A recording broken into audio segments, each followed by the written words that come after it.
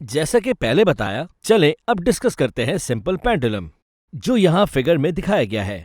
Simple pendulum एक small metal Bob पर मुश्तमिल है, जो एक स्ट्रिंग के एक एंड के साथ अटैच है।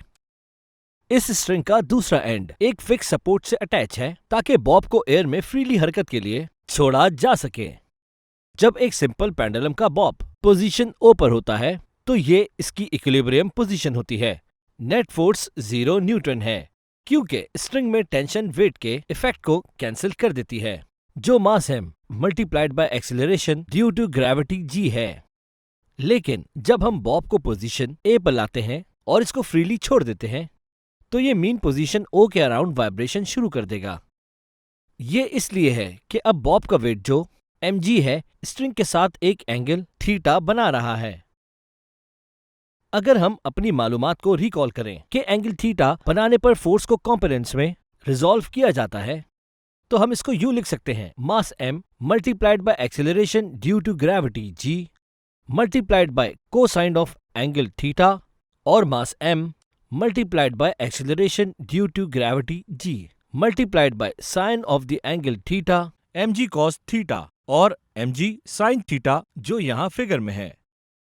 यहाँ वो इफेक्ट जो mg cos थीटा का है, स्ट्रिंग में मौजूद टेंशन फोर्स के जरिए कैंसिल किया गया है, जबकि mg sin थीटा वो कंपोनेंट है जो मोशन और रीस्टोरिंग फोर्स का रिस्पॉन्सिबल माना जाता है। यहाँ पर इस फोर्स की वजह से बॉब अपनी मीन पोजीशन ओ की तरफ मोशन स्टार्ट कर देता है।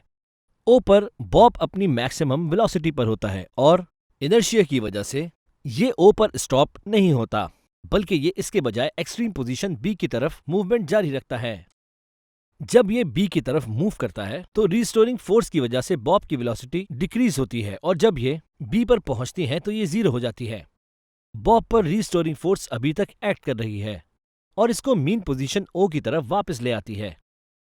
इस तरह से बॉब मीन पोजीशन पर अपनी टू एंड फ्रो मोशन जारी रखे हुए है।